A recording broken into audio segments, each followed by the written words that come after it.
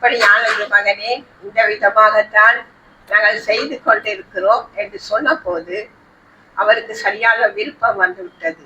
கண்ணீரோடு சொன்னார், கண்களில் கண்ணீர். If it is God's will, I will continue this ministry.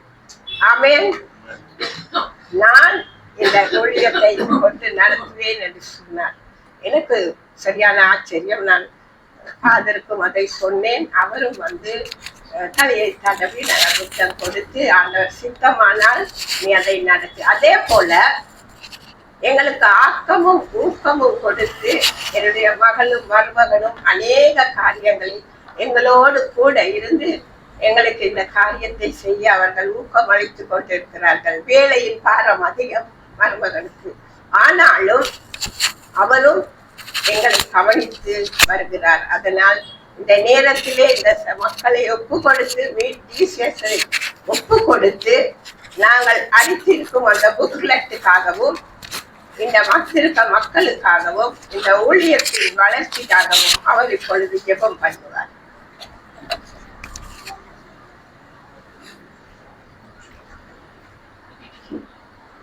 நாங்கள் யாவரும் கண்களை மூடி கத்திரங்களுக்கு செய்த எல்லா நன்மைகளுக்காக நாங்கள் நன்றி செலுத்துவோமாக. நன்றி சுவாமி, உங்களுக்கு நன்றி செலுத்துகிறோம். நன்றி அப்பா, உங்களுக்கு நன்றி சுவாமி. வானத்தையும் பூமியும் படைத்த சர்வ வலிமுள்ள தகப்பனே, உங்களுக்கு நன்றி செலுத்துகிறோம். இந்த மாலை வழியில தகப்பனே, மீட் ஜீசஸ் என்ற இந்த மினிஸ்ட்ரியின் மூலமாக நடத்துகிறதான அந்த கூட்டத்துக்காக உங்களுக்கு ஸ்தோத்திரம்.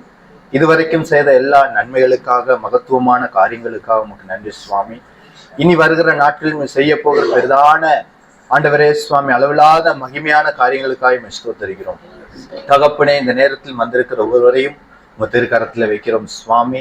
ஆண்டவரே, அதே போல சுவாமி, இந்த ஊழியத்துக்காக ஆண்டவரே சுவாமி உதவின உத்தாசை வழங்கின ஆண்டவரே சுவாமி அனைவருக்காகவும் நாங்கள் உமக்கு நன்றிகளை செலுத்துகிறோம் தகப்பனே. இந்த காரியங்களுக்காக ஒழுங்குபடுத்தின ஆண்டவரே உதவி செய்த சகலரையும் கர்த்தர் மென்மேலும் ஆசீர்வதிக்கும்படியா நாங்கள் ஜெபிக்கிறோம். இந்த ஊழியம் ஆண்டவரை இன்னும் தொடர்ந்து ஆண்டவரே உமது நாமம் மகிமைக்கென்று உமது வருகையின் வரைக்கும் இந்த ஊழியங்கள் நடக்க சித்தத்தின் பிரகாரம் சகலமும் ஆண்டவரே ஒழுங்காக ஆண்டவரே நேர்த்தியாக செய்ய தேவன் எங்களுக்கு கிருபை பாராட்டும்படியா நாங்கள் ஜெபிக்கிறோம்.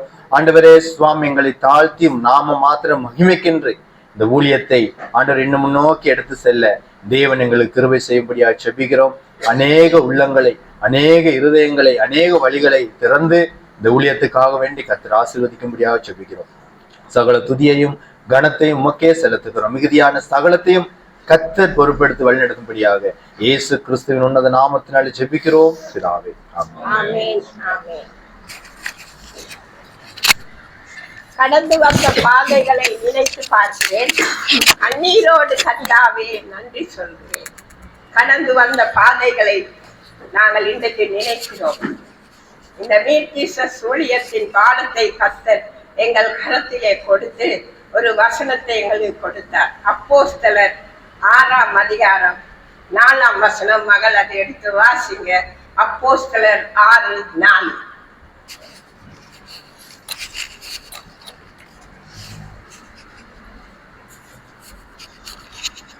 இல்லையா? நாங்களோ ஜெபம் பண்ணுவதிலும் தேவ வசனத்தை போதிக்கிற ஊழியத்திலும் இடைவிடாமல் தரித்திருப்போம் என்றார்கள். ஆமென்.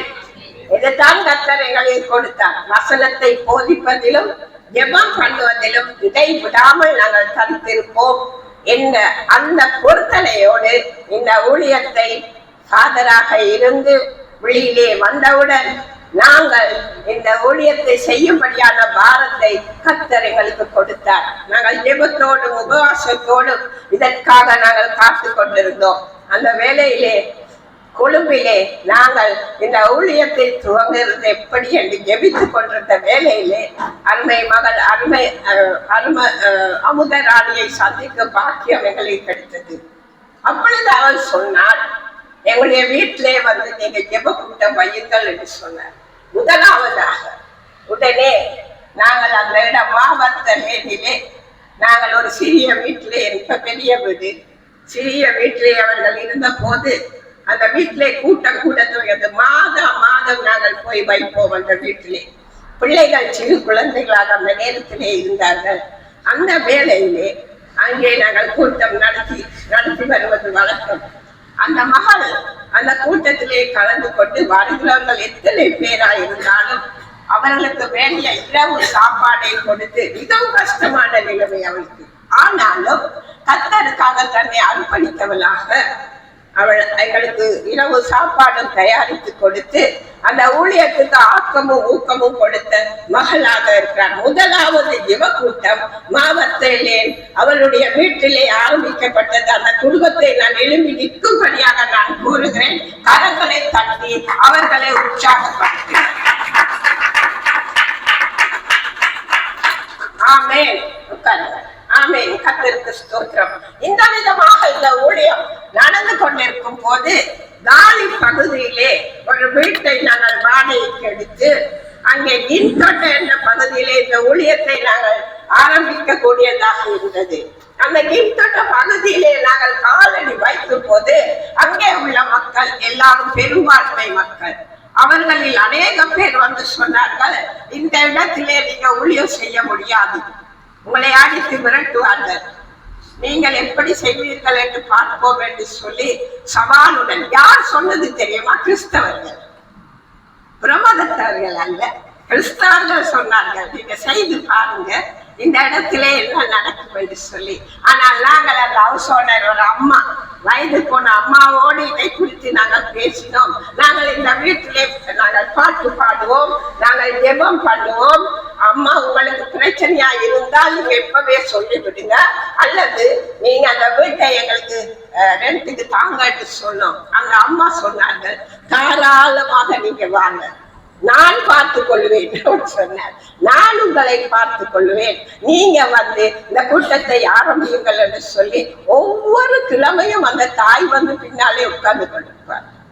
கர்த்தருக்கு ஸ்தோத்திரம். அங்கே நாங்கள் கூட்டத்தை நடத்தி கொண்டு இருக்கும் போது எந்த பிரச்சனையும் எங்களுக்கு வரவில்லை. எல்லாரும் எங்களை கூப்பிட்டார்கள். நான் டியூஷன் துவங்கினேன்.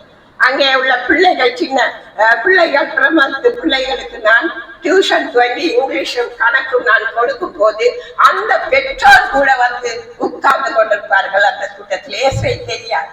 அவர்கள் வந்து உட்கார்ந்து கொண்டிருக்கும் போது ஒரு குடும்பத்தவர், அங்கே ஒரு தகப்பன், நாங்கள் ஃபாதரா இருக்கும் போது அங்கே வந்து அவர் தென்னை மரத்தில் ஏறி 50 தென்னை மரத்தில் காய் குறுக்கி கொடுப்பார். 25 தண்ணீர் மரம், அதிலே காய் பிடிவி கொடுப்பார். இப்படியாக அவருக்கு சுவிசேஷத்தை நான் கூறி ஒவ்வொரு மரத்தில் ஏறும் போதும் இறங்கும் போதும் சுவிசேஷத்தை கூறி வந்து கொண்டிருக்கும் போது அந்த குடும்பத்தில் ஒரு பேரடி உண்டானது. இந்துக்கள், ஆண்டவரை தெரியாது, ஒரு 5 வயது மகன் மனோஜ் என்ற பெயரோடு, அவனுக்கு லியூகோமியா வியாதி, இரத்த புற்றுநோய் வந்து விட்டது. அவனை கொண்டு போய் அங்கே ஆஸ்பத்திரியில் அட்மிட் பண்ணிவிட்டார்கள். அவர்கள் இன்னும் எங்களுடைய கூட்டத்துக்கு வந்து கலந்து கொள்ளவில்லை. கேள்விப்பட்டோம், யார் மூலமாகவோ கேள்விப்பட்டு அவர்கள் எங்களை வரும்படி கூறினார்கள். ஒவ்வொரு வெள்ளிக்கிழமையும் உபவாசத்தோடு நாங்கள் போய் எதிர்ப்போம். அந்த பிள்ளைக்கு ரத்தம் உறைந்து பல்லுல அப்படியே கட்டியிருப்போம். ஒவ்வொரு நாளும் டாக்டர் ஆபரேஷன் தியேட்டருக்கு கொண்டு போய் அந்த ரத்தத்தை வெட்டி எடுப்பார்களாம். அப்படியான ஒரு அவன் அந்த ரத்தம் அவனுக்கு ஏறும் போது அவன் அழுவான், கத்துவான். டாக்டர் சொல்லுவாங்க, உனக்கு சிவப்பு ஐஸ்கிரீம் கொடுக்குறோம் மகனே, இது சிவப்பு ஐஸ்கிரீம் என்று சொல்லுவார்கள். மிகவும் கவலை. முழு குடும்பமும் கண்ணீரோடு இருந்தது. பிள்ளை மறிக்க தயாராகி கொண்டே இருக்கும் போது திடீரென்று ஒரு நாள் கர்த்தர் சுகத்தை கொடுத்தார். ஆமென். திடீரென்று எழுதினான். திடீரென்று வியாதி போய்விட்டது. டாக்டர்ஸ் கூப்பிட்டு சொன்னார்கள், இனி இந்த பிள்ளைக்கு அந்த வியாதி இல்லவே இல்லை என்று சொல்லி கர்த்தர் அந்த முழு குடும்பத்தையும், இந்துக்கள், அந்த காலி பகுதியிலே ரட்சிப்புக்குள் கொண்டு வந்து பாதருடைய கையினால் ஞான ஸ்நானம் எடுத்தார்கள். அவர்கள் பெரியவர்கள் எல்லாரும் ஞான ஸ்நானம் எடுத்து இன்றைக்கு அந்த வாலிபன் 27 வயது வாலிபனாக போன கிழமை சொந்த காரிலே தன்னுடைய அம்மா, அப்பா, தங்கச்சி எல்லாரையும் ஏற்றிக்கொண்டு எங்களை வந்து கிறிஸ்துமஸ்க்கு 2 நாள் கழித்து வந்து எங்களை பார்த்து சாப்பாடு மாட்டிக்கொண்டே வந்தார்கள். காலியிலிருந்து வந்து எங்களோட இருந்து ஜெபக்கூட்டம் நடத்திவிட்டு நன்றி கூறி அவர்கள் கடந்து போனார்கள். எனக்கு ஆச்சரியமா இருந்தது. அழகான வாலிபர்,